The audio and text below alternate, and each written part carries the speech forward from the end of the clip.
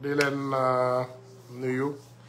asalaamualeykum wa rahmatullah wa barakaatuhu. ñun ñu ngi ci 10h52 maanaam 22h52 defe naa ci yéen Sénégal fi mu toll nii ce n'est plus le 24 le 25 mais c'est le 26 si ñun bientôt le 26 Christmas Day. donte nag duñ ko célébrer is not ñu ngi koy fekki suñu sœur ak frère musulman yëpp di leen souhaiter bonne fête de Noël. waaye boo leen partager dina am solo pour kàllaama yi mën a yegg fi ñu ko bëgg parce que xam nga parfois je dis il faut éviter les raccourcis. ok tey boo demee fu mel ni TikTok ñun ñëpp ñu koy bëgg TikTok dafay tàmbali ci 1 minute 30 secondes wala 1 minute wala 10 minutes boo defee 30 secondes donc da nga war a tënk li nga bëgg a wax yépp wax ko ci 30 secondes ne Lat Joor fii la juddu woon Lat Joor nangami at la am Lat Joor xeexoon na guerre bi Lat Joor gañe na guerre bi Lat Joor pare na donc sekk bu waalo sekk mu ne guddi na de mbaa jàmm la xëy na ci yow guddi na te waroon ngaa nelaw fay sa téléphone comme par exemple ñun ci ñun bu guddee dañuy daal di fay téléphone yi comme man tey bu ma bëggul ku ma jot bu yenn heure yi jotee damay fay sama téléphone ma dem nelaw donc loolu suñu xarit bu sekk bu waalo sekk am nga boobu choix donc mën ngaa fay sa téléphone dem nelawi la plupart ñun dañuy dem rek ci temps moment bi nga xam ne moom la ñu amee temps ñu wax li ñu bëgg a wax te buñ ko waxee jarul yàkkamti mën nga koo déglu suba donc jarul parax-paraxi voilà dara ñoru fii ba ñu koy màcc voilà mais fan yi yëpp dañu am benn polémique waxtaan suñu benn frère Cheikh Omar Diagne yëkkati ay kaddu yu raccourci nag man raccourci laa ko jàppee yu mu tànnee fenn rek comme d'habitude ñoo wax ko gàttal phrase bi voilà le docteur ndaanaan lu wax li nga xam ne moom lay wax pare ci te mu doon insulte xam nga histoire u dëkk dafa bokk ci valeur u dëkk bi dëkk bu amul histoire dafa mel ni dëkk bu amul valeur tey bu dee ñun suñu histoire xale yi juddu tey boo leen ko bëggee jàngal da ngay ne rek suñu maam tirailleurs yi ay traître la ñu woon je pense que ça c'est de la raccourci et de l'insulte et d'ailleurs bu nekkoon ci dëkk juif yi moom xam na moom tey du fanaane bopp moom bu demoon ci dëkk juif yi ñu wax ñu ne Holocauste voilà suñu maam yi ay traître voilà Hitler bi mu leen defee ci chambre bi c'était des traîtres sa tête ne va pas coucher sur ses épaules moom xam na loolu et il le sait waaye boo gisee toujours ñun bu ñuy wax ci dara ñuy suivre histoire tuuti dem defi ay études tuuti jàngat am loo xam ne xam nañ ko ci c'est parce que dañuy bëgg ñi nga xam ne dañuy wax ak ñoom ñu jox leen cër bu tolloog dem nañu defi ay recherche we did a little bit of research and we come back not a little bit but a lot parce que dañuy xool li nit ki wax ñu dem dégluwaat vidéo bi déglu ko càmbar ko waxtaanee ko ak ay borom xam-xam la xam nga je vais passer tuuti nee naa leen ñun suñu combat c'est pas personnel c'est impersonnel loolu moo tax mu dangereux mooy li ñuy xeex ñun donte ñun li may wax dama koy fàttaliwaat ñun nag laa wax au pluriel ñun ñoo xeexoon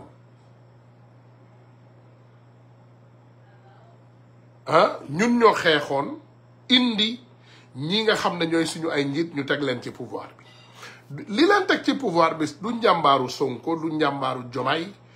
njàmbaaru sénégalais yépp la man toujours damay bëgg di dégg loolu damay bëgg ngeen may fàttali loolu remind me of that suñu njàmbaar ñun Hercules Amérique Europe Asie Océanie fépp ñu dajaloo xeex benn combat am benn gëm-gëm gëm benn projet xeex ko ba mu aboutir ça c'est pas une personne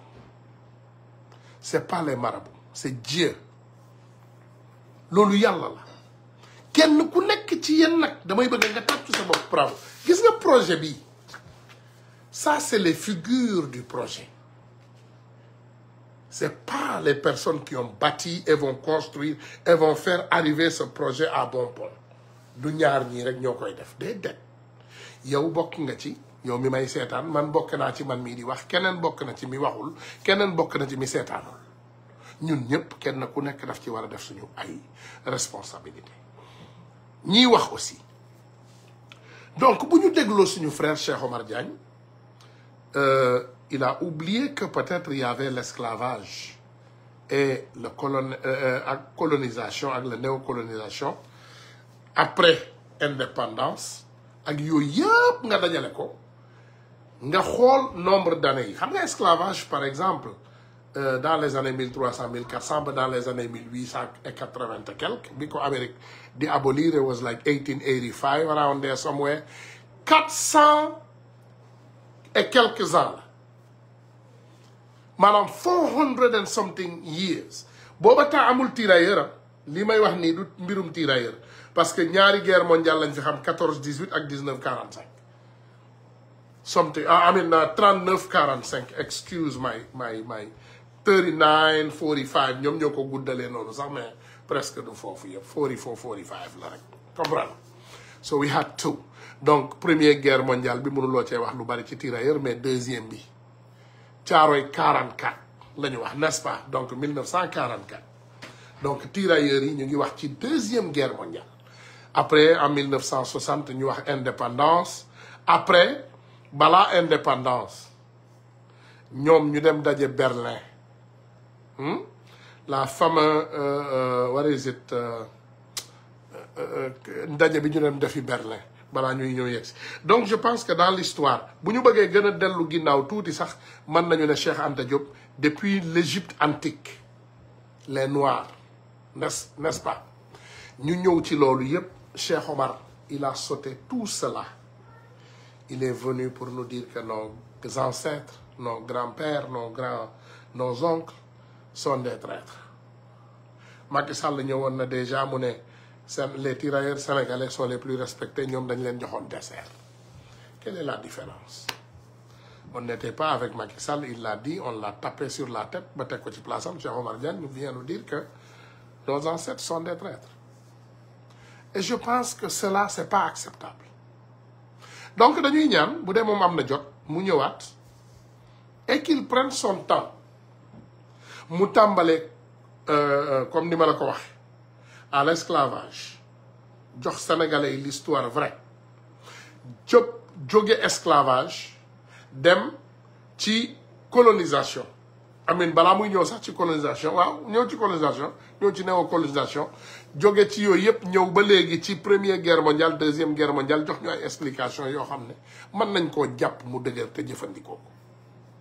parce que man sama fierté sama histoire réew la sama histoire réew xam samay maam ñu may tuddal samay maam tuddal ma samay maam guerrier yi ñu doonoon depuis empire du Mali empire du Mandin yooyu yëpp ñu tuddee les grands guerriers qu'ils étaient comprendre nga ñuy ñëw ba ci ñoom Aline Sitoé Diatta ñu ñuy wax les guerrières ñoom ñëpp ñu ñoo taxaw ni ñu résister guerrier yooyu ba tey ñoom seen sët yi ñun ñooy guerrier yooyu ñun ñoo taxaw baare yoon bii ne kenn du jaay suñu réew yi kenn duñu dicté naka la suñu réew yi di doxee dañ lay jox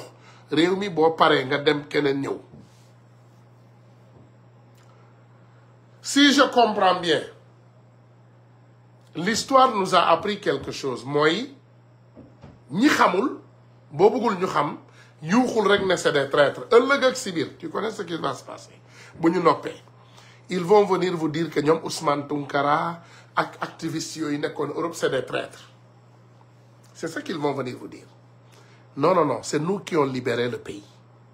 c'est vous qui ont eu la chance à présenter vos vérités à ceux qui sont là-bas ndax tey suñu xarit yi comme ñun amuñu problème boobu nga gis tey li ñuy ne xarit bu bees mooy tey comme def nañu ay clan waxuma man moi ma personne je vous dis que j'ai pas de difficulté hein. Je parle de mes frères et mes amis comme il y a un clan aujourd'hui des petits qui ont pu mentir au pouvoir pour dire leen que bi ngeen fi nekkul maa tojoon fii parce que Sénégal c'est grave hein. Sénégal mooy dëkk boo xam ne da ngay gis nit koo xam ne yëgul man yenn saa yi damay toog ci internet par exemple ma gis nit koo xam ne yëgul sax ni ñu tabaxee jàkku barki dem j'ai vu aussi un truc dégg naa sax ay nit di génn ñu ne ñoom moom Xalaat TV yooyu yëpp dégg naa ko fi seetlu ngeen Xalaat TV ba léegi kenn gisul kanamam et il y a beaucoup de Xalaat TV hein. Il y a toujours eu des traîtres. Et écoute. Dans tout le monde entier, aux États-Unis, il y a des traîtres. Dans tous les pays du monde, il y a des traîtres. Il y a des traîtres. Il y a des traîtres dans notre nouveau gouvernement. Il y a des traîtres au Sénégal aujourd'hui. Il y a des traîtres et des traîtres. Te li ñuy ragal, li may ragal, te amagul. Te ñu koy wax, amagul. Ñu ngi koy layam-layam ñu ngi koy doxal ñu ngi gis il y a des rencontres noctambules il y a des rencontres cachées il y a beaucoup de choses qu'on est en train de découvrir man moi je découvre les choses et quand je les découvre je les dis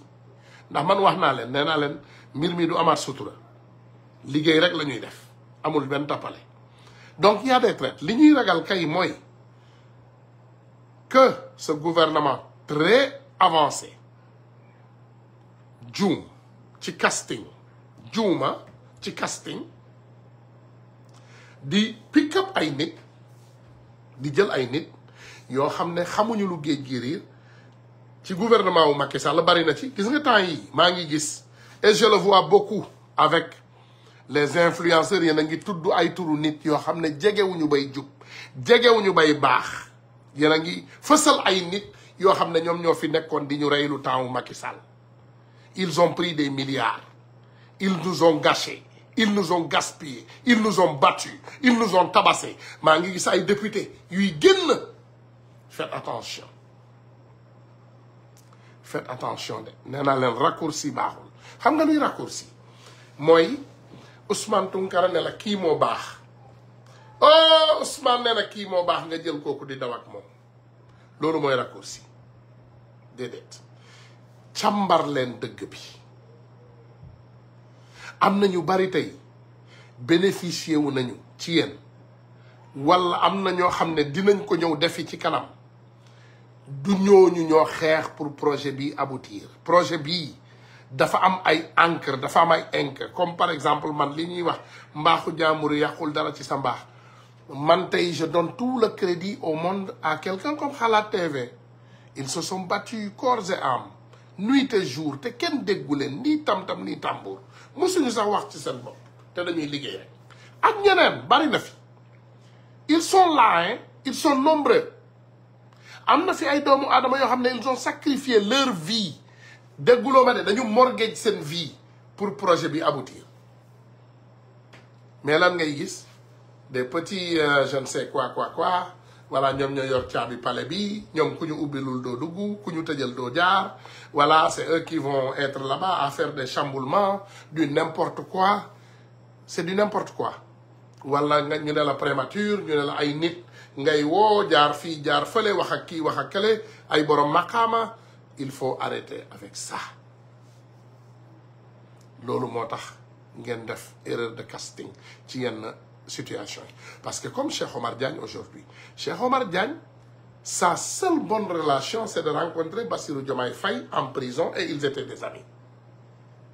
loolu tax na ngeen indil ñu ko ba gis nga conneries yi muy continuer def il faut au moins discuter avec lui s'il ne sait pas ce qu'il fait et te mun na ko il fait son travail je pense excellent comme on me l'a dit mais lii nag pourquoi toujours quand bu ñu tabaxee 10 kilomètres moom mu dajjati 25 kilomètres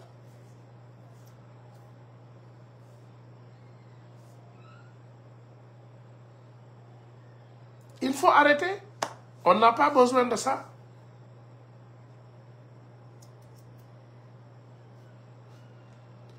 faut faire attention. On n'a pas besoin de ça. Nous, on a besoin d'un travail sans bruit. Et on a besoin que les gens continuent à faire leur travail sans bruit. Et que vous faites que vous avez des leçons, ou donnez-nous l'histoire complète. Allez nous parler de l'esclavage, ce qui s'est passé. Hein? Bolé ñu waxé de l'esclavage, ce qui s'est passé. Et on comprend. Ngeen joggé fofu, ngeen wax ñu de la colonisation. Hein? De la néocolonisation. Ngeen ñëw après ci suñu tirailleurs sénégalais yi ngeen wax ñu fan lañu nekké traître. Et on peut le comprendre. Mais il faut donner la leçon. Parce que xalé yi ñu fi nekkal tay dañu bëgg xam. Xam nga tay nga yew rek nga ne xalé yi traître ñepp daw nañu ak mom. Am na ñu nekk ci réseau yi di dal ci kaw Cheikh Omar Diagne et je le dis encore et répète, néna len nit du ku ñu fal rek nga am paleef nga wara xolaat say kaddu parce que say kaddu maintenant c'est les mots du Sénégal. Manam Cheikh Omar Diagne bu waxé tay nekkul ki nekkon ci lëndëm di live di expliquer ay non. Tu n'es plus derrière ces murs pour parler. Maintenant, tu es dans l'état du Sénégal. Et tu parles en tant que quelqu'un qui représente l'état du Sénégal. Et nous, ce qu'on combat, c'est de protéger cet état. Nous make sure que l'état bobu est solide, est deuguer. Bëgguñu état bobu faible. Bëgguñu lool. On ne veut pas un état faible. On veut un état puissant. Il y a de ces choses qui sont très polémiquées. Et polémique bi bëgguñu ndeysaan ngeen jël ko rek ku am chance wax rek dem togg ci kanamu micro wax lu reuy.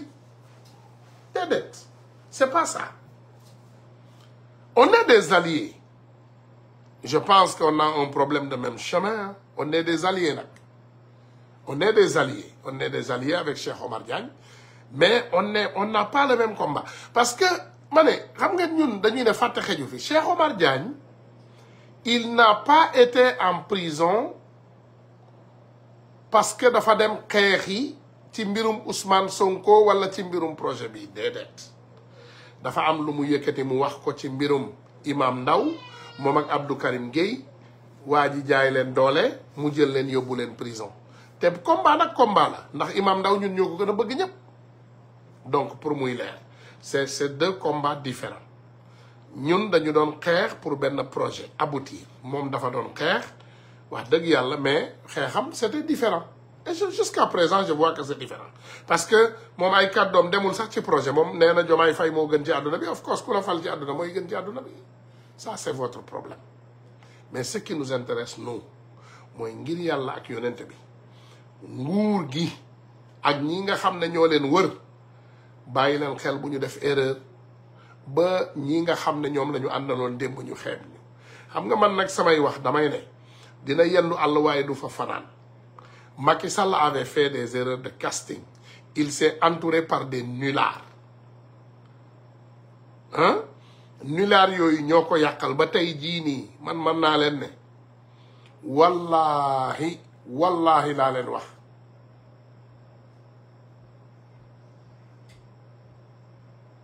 wallahi laa leen koy waatal Macky Sall tey bu doon démb dina xoolaat entourage am de casting bi dina xoolaat ñi mu jëloon de donc comme yàlla dimbali ñun am nañu suñu ay moroom ndax tey par exemple le président Ousmane Sonko man benn at laa ko magee donc on est de la même génération Diomaye ma magee ko peut-être 6 ans wala 7 non 8 ans sax peut-être 44 ans 52 ans lay waaj a am dans quelques jours. Donc on est de la même génération nañu bàyyi xel suñuy noon dañu bari te ñu ngi ñuy xaar ci tournant bi ñu ngi xaar ñu def erreur ñu saisir erreur boobu dal suñu kaw ñun sonn nañu ñun danoo sonn on est fatigué parce que bëgguñu xeex ba defar benn affaire bu ñu defaree affaire boobu ba pare ay nit ñëw rajaxe ko parce que rek dañu yor seen làmmiñ mën nañoo wax lu rëy c'est tout ce que je demande. On demande à Cheikh Omar Diagne, vraiment, et un peu de compassion envers nous. Yërëm yaa ngi def liggéey bu jàggi dayoo yaa ngi lijjanti li nga war a lijjanti fi ñu la ko lijjantiloo yaa ngi toppatoo suñu alal yaa ngi koy protéger yaa ngi def lii la war foofu mais kaddu yi boo ci mënoon xoolaat nga xam ne nekkatuloo ci néeg bu lëndëm ci autour de 4 murs ngay wax lu la neex dina baax si waaw dina baax si ñun parce que quand tu es entre 4 murs tu peux dire tout ça mais boo nekkee dans une république nga yor kàllaamay république boobu parce que c'est comme un DAGE au palais il a que Cheikh Omar Diagne maqaama bu rëy la am ci palais de la république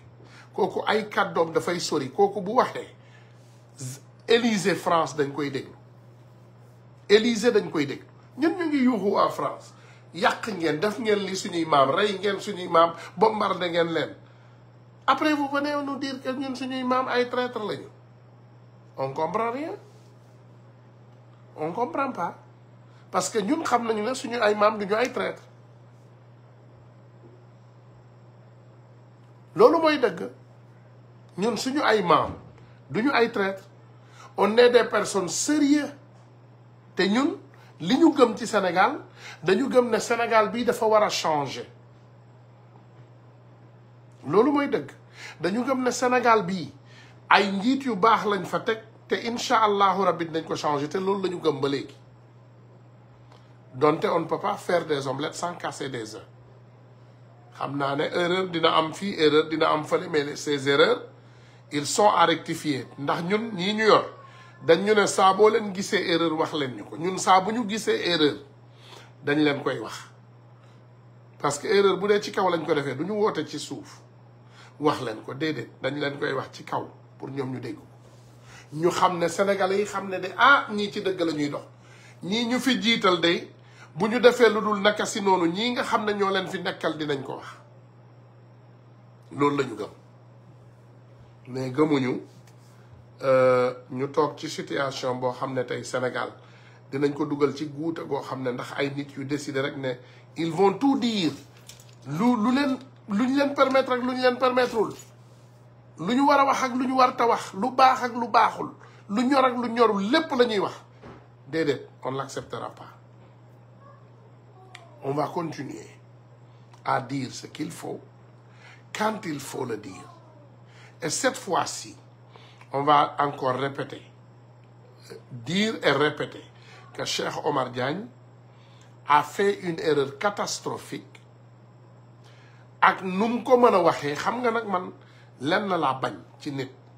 mooy ñu lay ne wax dégg-dégg la am wax dégg-dégg lay am xam nga déglul ma wax la dégg-dégg bu ma ñëwee tey ma jàkkaarloog Ablaye ma ne Ablaye sa gémmiñ a ngi xasaw mais soo jëlee soccu nga soccu bu baax walla nga brosse sa làmmiñ xet bi dina dem d'accord mais xam nga teewul nee naa Abdoulaye sa gémmiñ a ngi xasaw nonoon naa ne Abdoulaye boo ñëwee jël soccu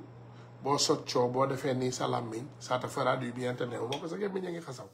donc comme ñun dañu gëm ne ñu bari dañuy ne ci waxin que amuñu xam-xam peut-être donc da ngay wàcc à notre niveau da ngay wàcc à notre niveau tu descends à notre niveau et tu nous parles comme ça nous au niveau bas on peut comprendre ce que tu as dit mooy encore li ma wax il faut commencer par l'esclavage nga ñëw ci colonialisme nga ñëw ci néocolonialisme nga ñëw ci indépendance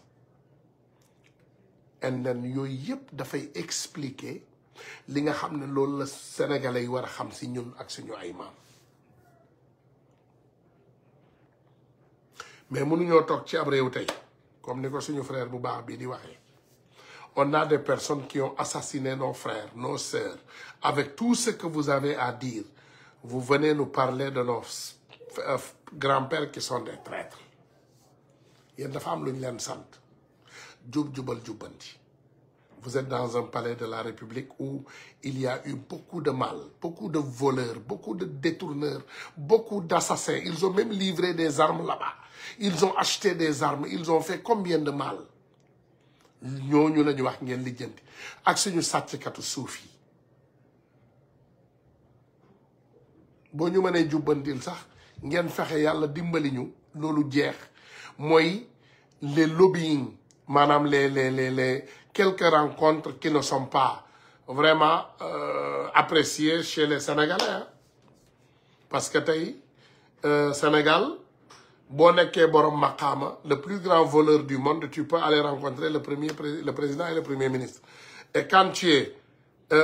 l'un des plus grands combattants ñi fa nekk de la liberté ñi nga xam ne vraiment xeex nañu jël seen xaalis investir ko def lépp lu ñu mën ci réew mi. J'ai entendu une vidéo aujourd'hui d'un frère de la diaspora qui m'a fait beaucoup mal et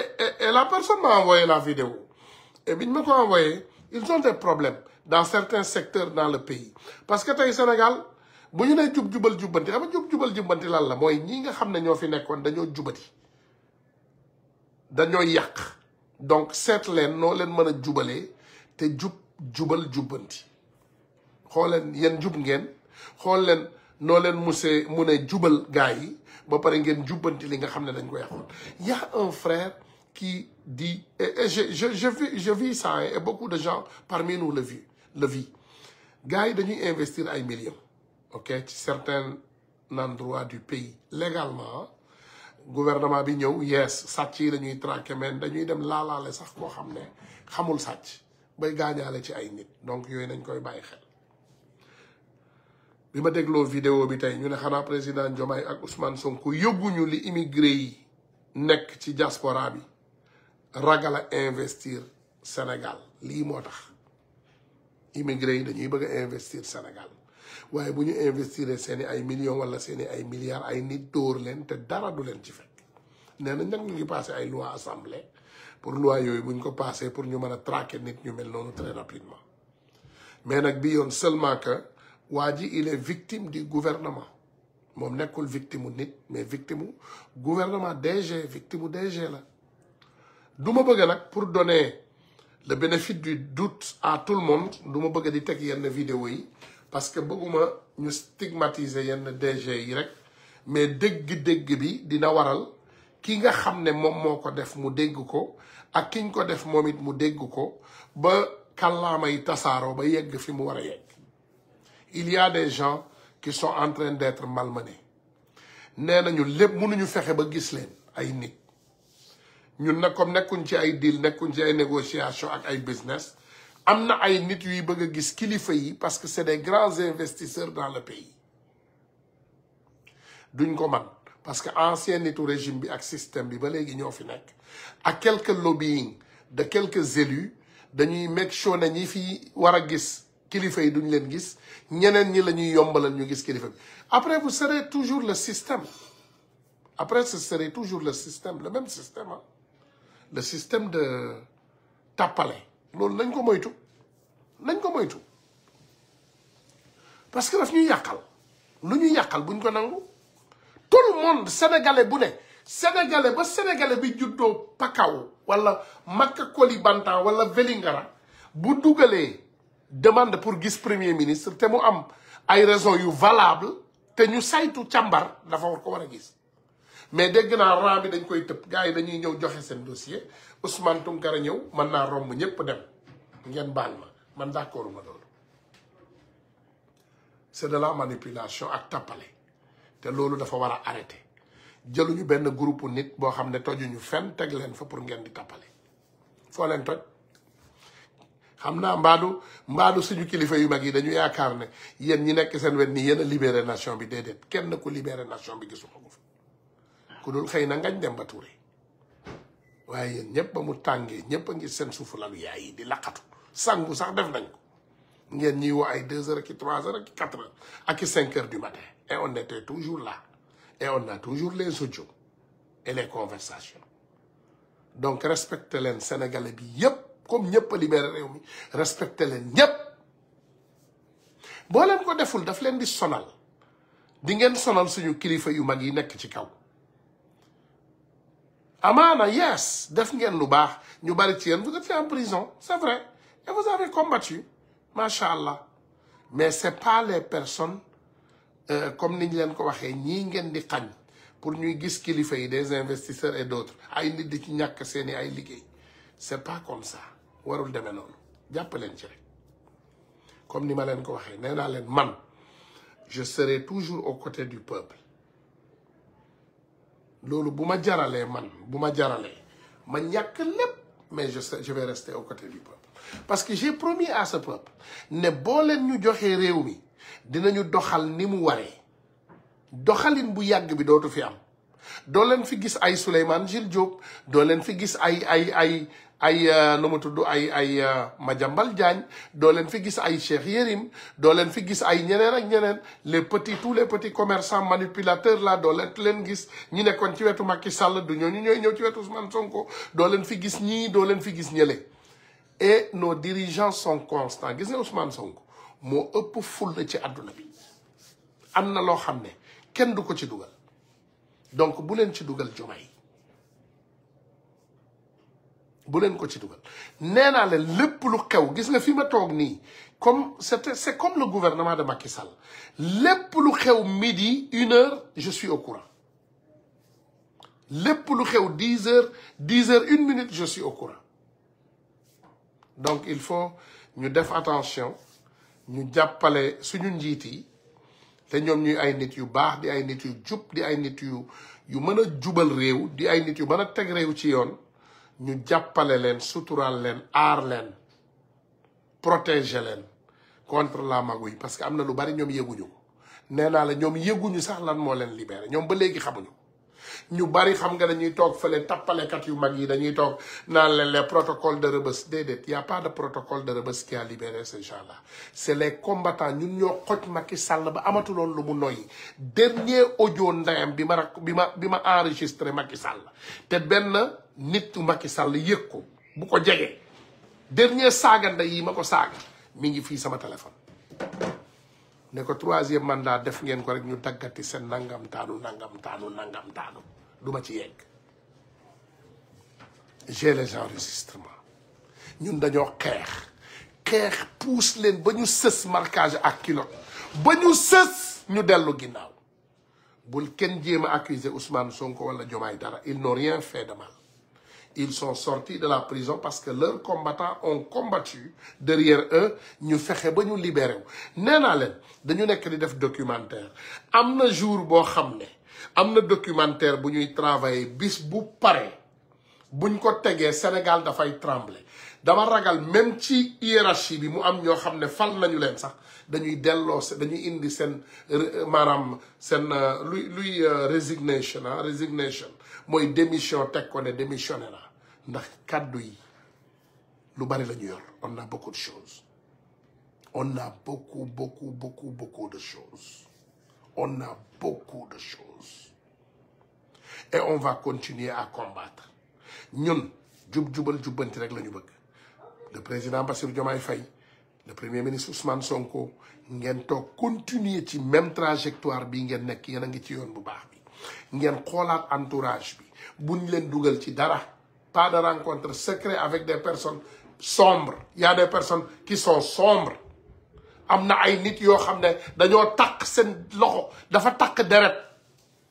mënu leen xam yëpp vous n'étiez pas là il y avait des gens qui finançaient des nervis que aujourd'hui je vois des patriotes faire des erreurs donner leur nom waaw bravo yaa baax am na ay nit yoo xam ne ñoo doon pousse Macky Sall muy rey ay nit am na ay nit yu doon dimbali Macky Sall muy rey ay nit ñu ngi jéem a setal seen bopp rax leen jaxasoo ci foudre bi il essaie de refaire leur nom faites attention bari na de te ñun dañu am lu ñu metti pendant longtemps et on l'a gardé on a failli perdre nos familles on a gardé on a failli mourir on a gardé on a été emprisonné on a gardé d'autres choses on a gardé donc faites attention bàyyi leen dof boo leen gis rek gàddu ko parce que ñëw na jaxasoo na ak yéen nee na dimbalee naa la voilà 2 millions wala invité sax suñu ay autorité suñu ay élus ngeen di def erreur di tagg seeni ay maam te fekk ay waaye yow bugguma yeggali faites attention am na ay nit yu affiché wu ak yéen duñu seeni ay xarit faites attention continuez leen liggéey bi listen le rythme est bon le rythme est bon boo ko déggee mooy yéen a ngi liggéey loi yi ñu ngi koy passé assemblée nationale loi finance rectificative yi ñu ngi koy passé ministre des finances génn na wax na ñu ngi fay bor yi réew maa ngi dox mais moytu leen ñu jël ay nit yu tilim ñu rax ko ci yenn gis nga boo jëlee sa gémmiñ nga feesal ko ak gerte boo jëlee benn gerte bu nëb boo ko ci yéeyee di nga ko tufli te loolu am na ba léegi ci gouvernement bi am na ay nit yoo xam ne seen loxo dafa takk deret ñooñu baaxuñu ci kër baaxuñu ci àll faites attention man nag comme li ma mën a wax ñun ay xam nga dañuy ne gars yi lu ñu am dañu am ay lanceur d'alerte n'est-ce pas am ay influenceurs n'est-ce pas ak des combattants de la liberté moi je suis un combattant de la liberté man loi seen loi lanceur d'alerte sax man safuma parce que man ça me regarde pas moi je suis un combattant de la liberté je me bats pour la liberté de ma nation c'est tout un point un trait je ne me bats pas pour Ousmane Sonko je ne me bats pas pour Diomaye je ne me bats pas pour moi je ne me bats pas pour Sui je ne me bats pas pour ça je me bats pour libérer ma nation te combat bi dafay soog a tàmbali de pour man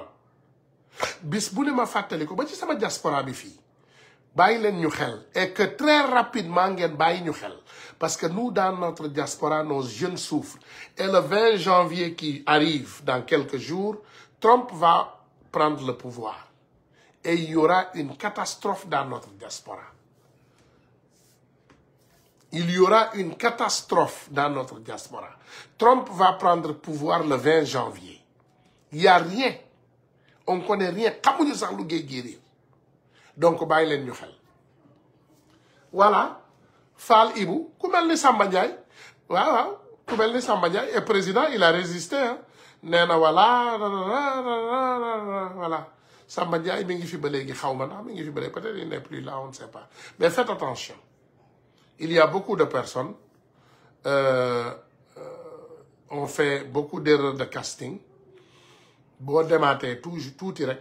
dans l'histoire tu vas voir beaucoup de choses mais en tout cas dama ne woon rek avec à cœur ouvert ma ñëw waxtaan ak yéen ndax tey fête de Pâques la amin fête de Noël astafurlah fête de Noël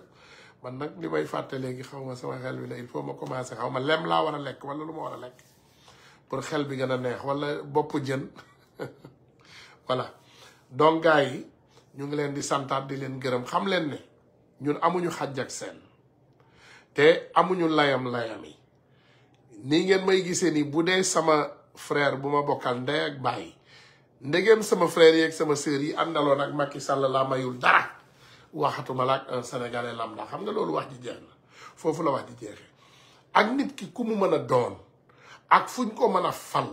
su jalgatee yoon dañuy génn ñu ne ko jalgati nga yoon donc Cheikh Omar Diagne tey yow la ñu teg sur le plateau jalgati nga yoon te dellul ginnaaw ci sa sortie yu nécessaires yi ak sa xam-xam bu bari voilà dellu ci ginnaaw ok ñun suñu ay maam duñu ay traître bu dee xam nga yow sa maam dafa nangu woon nekk traître d'accord mais ñun suñu ay maam nekkuñu woon ay traître suñu ba ay baay nekkuñu woon ay traître ñun duñu ay traître te suñu ay doom duñu bàyyi ay traître suñu ginnaaw incha allahu rabbi voilà loolu rek la ñu bëgg donc bëgguñu mu mel nii c'est le ciblage de quelqu'un wala li ñuy wax dafa intéressé benn nit wala intéressé beneen nit donc yéen ñëpp na ngeen ko bàyyee xel rek ne ci jubal jubbanti la ñuy dox monsieur Bokal encore Bukala ngeen dem ba léegi continuer koo delloo njukkal il fait un travail extraordinaire boo xam ne wax dëgg yàlla sans trompette sans tambour hein ñun ñëpp gis nañ ko le ministre Bokal vraiment muy def liggéey bu jaggi dayoo et je pense que performance moom ku ko gis ci nit danga ko war a wax et loolu la ñuy def toujours Olivier Boucal Olivier Boucal dem leen ngeen abonné wu massivement sur sa page Facebook. Olivier est un patriote à saluer gis ngeen liggéey bu mu nekk di def ci mbir mi ngi def liggéey bu jéggi dayoo comme notre frère Khadim Bamba aussi même chose lay def Khadim Bamba Fall moom fësal la taxawal mi ngi fësal lépp lu gouvernement bi di def te suñu président de la suñu premier ministre dafay waaj a présenter aussi DPGM déclaration de politique générale defe naa sénégalais yépp war nañoo xaar loolu pour le 27 bii di ñëw incha allahu rabbi muy xibaar bu rëy ci réewu Sénégal dama leen koy wax nag répété waat leen ko amul xibaar bu ko gën a rëy ci histoire du Sénégal parce que c'est le gouvernement souverain qu'on a élu pour la première fois qui va faire sa déclaration de politique générale yeneen gouvernement yële yépp déclaration de politique générale France la ñu doon def bu leen fàtte gouvernement yi ñu fi daan teg yépp déclaration de politique générale France la ñu doon def ndax France moo leen di wax lu ñuy politiquer France moo leen di wax li ñuy doxal ci 5 ans yi wala ci 7 ans yi France moo leen di wax yan projet la ñuy teg France moo daan doon ñi nga xam ne moom moo ñuy wax yan projet la ñuy financer ak yu ñu dul financer mais maintenant on a un gouvernement souverain anti-système boo xam ne pour la première fois le premier ministre va aller sans benn président ne ko lii ngay def wala lële ngay def mu def ko teg ko ci jubal jubbanti il va faire son DPG la déclaration de politique générale voilà donc gars yi ma santaat leen ma gërëm leen ñu arrêté fii wax ji xam naa ba suba ndax am na sama gars yoo xam ne xanaa war a dem julli ji fajar ndax heure bi defe naa ban heure jot Sénégal à 4h30 de mi ngi léegi fajar jot ci yéen voilà donc ma bàyyi leen ndax ngeen war a julli fajar lu baax la julli fajar lu baax dalay faj lu baax la ci yow waaw donc may sant ñëpp di gërëm ñëpp rek di leen jéggalu di leen jéggal di ñaan yàlla mu boole ñoo jéggal ñun ñëpp te ñu continuer combat bi teg ko ci dëgg ak yoon ci jubal jubbanti comme niñ koy wootee gis nañu aussi suñu sœur Ndeye Khady Ndiaye ñu koy nuyu de passage mu génn dafay déclaration xam nga def interview bu am solo te ma saluer nag sa courage notre sœur c'est quelqu'un qu'on a beaucoup discuté dans le passé donc macha allah ñu ngi lay saluer bu baax liggéey bi rafet na capitaine Touré du toujours droit dans ses bottes moom it wax nañu ba fàttali ñu ne c'est les gens du système qui sont toujours là am na place yoo xam ne ba léegi nitu système bi ñoo fa nekk donc je pense que nañu góorgóorlu rek lu ñu man vraiment pour loolu mën a jeex et ñu ngi sant ñëpp di gërëm ñëpp di ñaan yàlla rek luñ fi wax mu doon njëriñu ñëpp te doon njëriñu réew mi waaw ñu ngi jéggalu nag bu ñu wàccee yoon bi benn yoon mais aussi lépp lu fi baax ngeen xam ne ci yàlla ak yonentam bu tedd bi la voilà lu fi jagadi aussi ngeen xam ne si ñun la te ay nit lañu te nit ku dul juum amul donc ñu ngi sant ñëpp di gërëm ñëpp wa asalaamualeykum wa rahmatullah wa barakaatu.